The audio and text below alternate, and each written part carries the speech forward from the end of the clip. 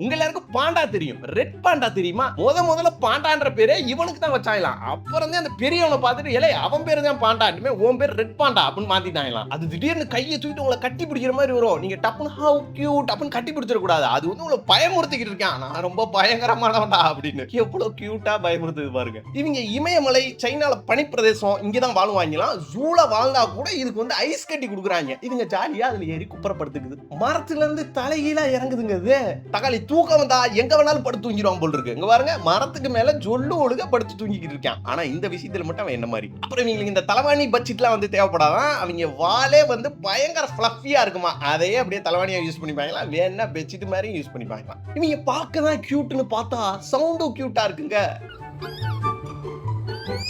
சரி சவுண்ட் தான் கியூட்னு பார்த்தா குரட்டை விடுறதும் கியூட்டா இருக்குங்க.